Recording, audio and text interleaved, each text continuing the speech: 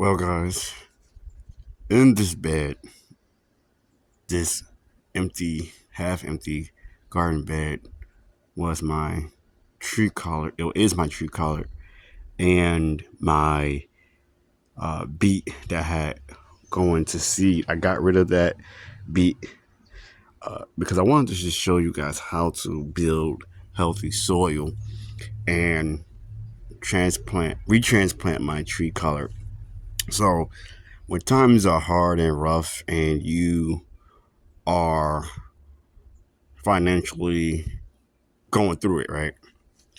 Let's just be honest. Sometimes we hit rock bottom and we don't have the resources to purchase bag soil or soil by bulk or compost, etc.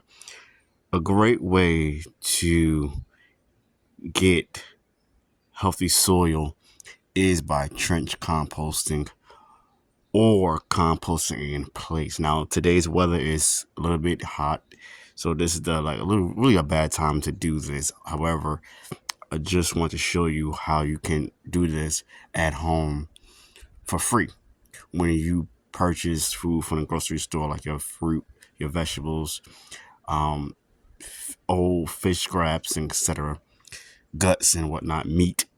You can literally just dig a hole. Depending on how large that container is. Now there are resources now that you can buy worm bins and all these different things to help you put it into that container and just throw it in there and the worms will eat it. But this is the old school way from the, let's say, early 1800s, maybe, right? Just for example, was digging a hole in the ground, placing those food scraps, wherever you want to place them, and the worms will eat it. Now, if you don't have worms, I would suggest you wet the soil in the ground, take those earthworms up, pick them up, put them into your container, and that's easy. I have some food scraps, well, vegetables and fruit, and what I'm going to do is basically take that and put it in the container, and then I'm going to take the soil that you see here and place it on top, and then my tree color, and then place that um, in the container, and we'll go from there. So watch this. So basically, you want your gloves and whatnot. I'm not going to put no gloves on. I normally work with your gloves, so I already have some soil right here. I'm gonna take my food scrap, watermelon rinds and whatnot, put it there. Uh, Vegetable scraps there.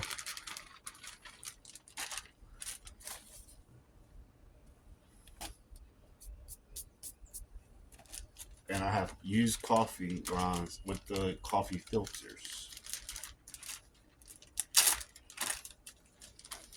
This is how you build healthy soil. And then for minerals, you want to use azomite, rock dust. You can use also, you want to add in some blood meal or bone meal, you can do that. But the reason why I'm doing this is because I noticed almost for 10 years, almost 10 years that I've been gardening in this location where I am right now. I noticed my old school way of doing gardening was working better than some of the new stuff I was trying out. So I'm going back to the basics. And so just add it right there. Okay. Yeah, I'm top like that. I don't have my trowel, but that's okay.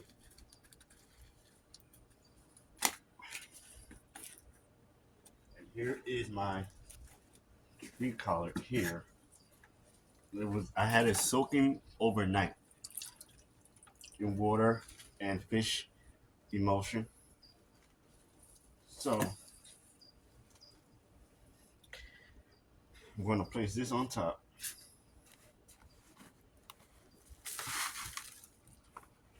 Okay, like that.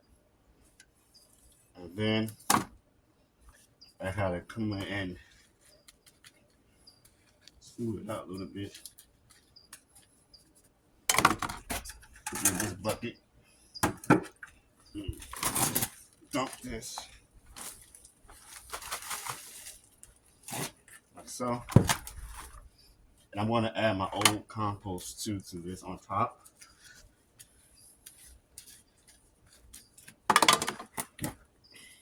Stay.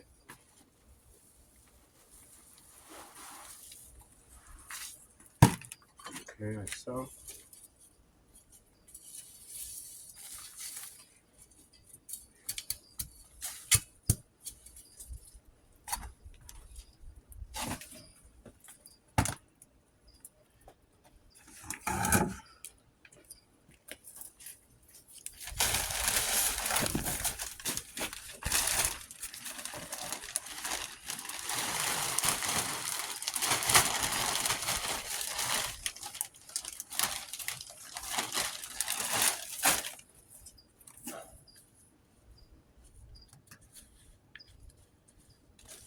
And then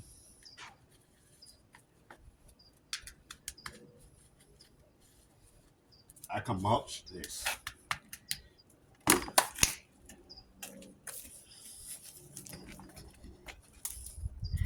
Now here you can see this is my compost bin. I have two compost bins. One I don't use, but this is the main one I've been using. And as you can see, we got free food.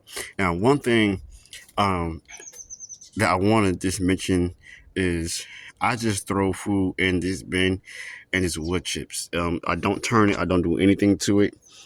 So I threw out some butternut squash and with the seeds, and this is what happened. This is free food. So this is really bad timing to be doing this in the afternoon. This is going to probably go into shock and be stressed out. I don't know what's going to happen to it, but I'm going to at least pick two of these and put it with the squash, with the tree collard. But in this bed, we have some worms.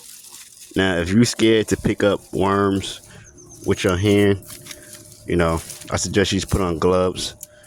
Me, I'm not going to make it like a big deal, but as you can see, this compost is breaking down very good so far anyway. And in this bed, I have a mixture of wood chips as well. So if you ran out of worms, just come in and just pick it up.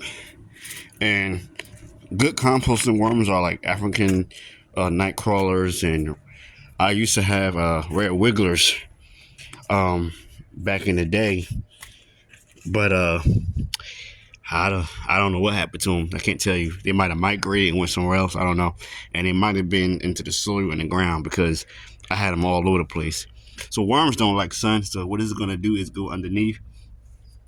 Red wigglers, composting worms, they love coffee grounds and leaves and banana peels for sure. So that's why some use those coffee grounds. But nevertheless, guys, this is what I'm doing. I found some leaves that did fall from stress in my front of my home. So I might use that as mulch because they also love old decaying leaves as well. So I am going to go ahead and also replant my comfrey in this garden as well, guys. I mean, this container here. But let me just say that this is how you build up soil. It gets the nutrients it needs very quickly. Trench composting works, guys, for sure. And also using biomass like mulching comfrey leaves on top that will feed the soil as well. Like I told you before, Mexican sunflower helps. Any type of nitrogen fixing shrub tree will also help to build up growth. Composting in place, composting, the 3 composts have been using that compost, using rabbit manure, green manure, chicken manure, cow stir manure, even alpaca manure, I think, or llama, something like that. That works as well. And even horse manure, but I just want to show you how quickly it is to use your own vegetables and fruit scraps and compost it right in place and let the worms go at it. So even earthworm castings, which is manure as well, it works. And the more you do this, the better your soil will be. This is the tree collar. I'm NJ Cali. I just want to share that very quickly with you all, how to build up old soil and make it brand new again. I'm NJ Cali. Thank you for watching. Thank you for those who have commented, shares, and subscribe. I always say, once you subscribe to our family. Until next time, peace, love, and have a blessed week.